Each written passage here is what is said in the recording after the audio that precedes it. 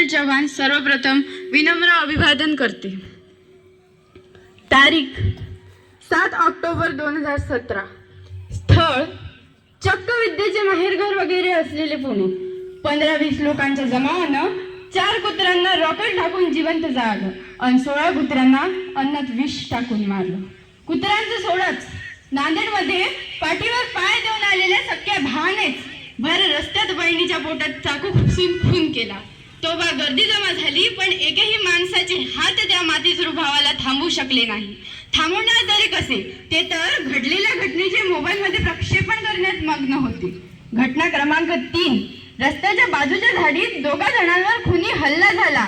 एका मित्राचा जीव गेला। मुलगी जीवाच्या आकांताने अर्धमेल्या रक्तबंबाळ अवस्थेत गुडघ्याने सरकत रस्त्यावर येऊन मदतीची याचना करीत होती।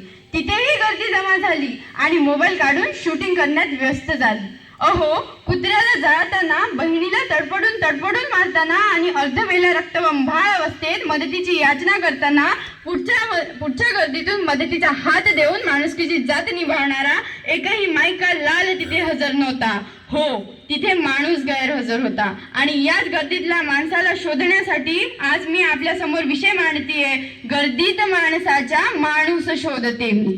खरं तर असं कोणत्या तरी महान कवीने म्हटलंय, बंधुक रक्षकांची बनवेल भक्षा आम्हा, झोपेल भयमुक्त अशी एकही रात्र नाही। माझाच देश आता माझ्यात राहत नाही, गर्दीत माणसाच्या माणूस जात नाही। अरे मित्रांनो, किडे, मुंग्या, पशु पक्षी, राने वने, झाडा झुडपांच्या या पसाऱ्यात जगण्यापेक्षा थोडा सतर्क मेंदू, 2 हात 2 पाय लाभलेली जमात म्हणजे माणूस। ज्याच्या हृदयात श्रद्धायुक्त प्रेमाचे अखंड झरे वाहतात, तो म्हणजे माणूस।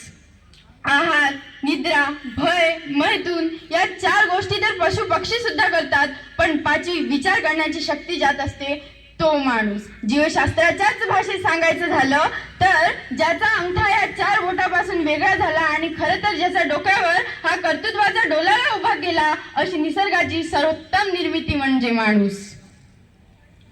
माकडाची शेपटी गेली, तो 2 पायावर उभा राहिला, तो चालू लागला, तो पळू लागला। त्याच्या बुद्धीची धाव एवढी की तो चंद्रावर जाऊन पोहोचला, त्याच्या बुद्धीची झेप एवढी की तो मंगळावर जाऊन पोहोचला। त्याने समुद्र काबीज केले, त्याने नद्या अडवल्या, त्याने जंगले तोडली आणि इथेच खरा घोळ झाला।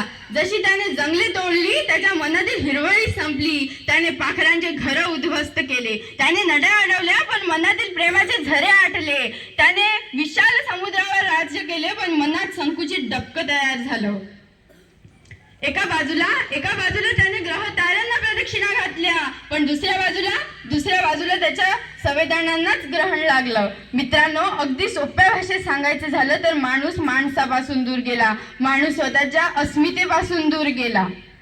अहो, संध्याकाळच्या जेवणावेळी घासातला घास बाजूला काढून वाटीभर भाजी शेजाऱ्याच्या घरी नेऊन देणारी पिढीच आज मुळात थकली आहे।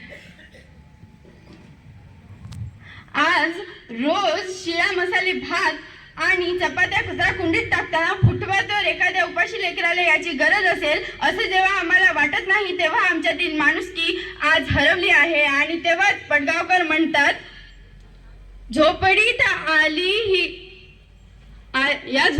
आली वाहून ही गटारे, चिखलात हुंदक्याच्या माणूस शोधतो मी, कोलाहलात साऱ्या माणूस शोधतो मी, गर्दीत माणसांच्या माणूस शोधतो मी।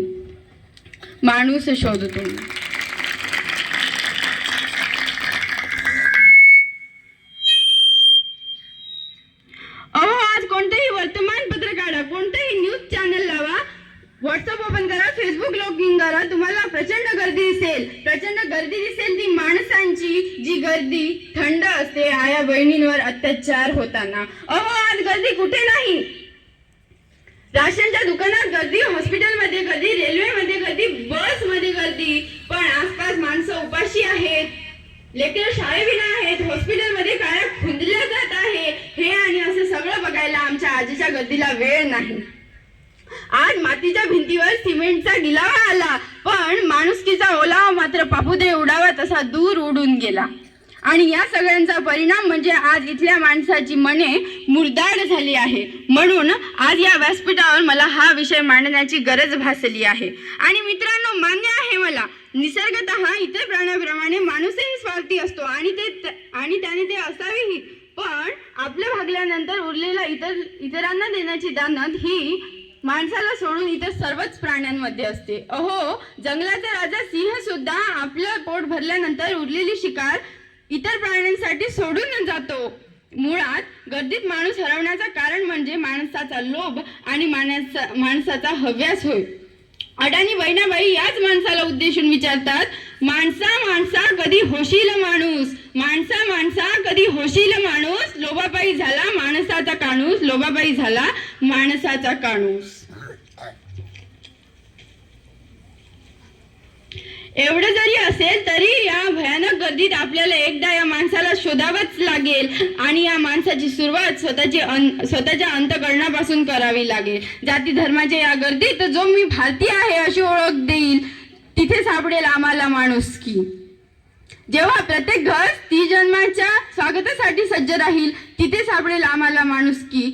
जेव्हा एखादं झाड विनाकारण तोडताना जो त्या झाडाला स्वतःच्या लेकरासारखा कवटाळून उभे राहील, तिथे सापडेल आम्हाला माणुसकी. जेव्हा हिंदू, मुस्लिम, सिख, ईसाई हे शब्द या जमिनीत गाडले जातील, तेव्हा तिथे उगवून येईल माणुसकी. एवढे बोलून मी माझे 2 शब्द संपविते. जय हिंद, जय भारत.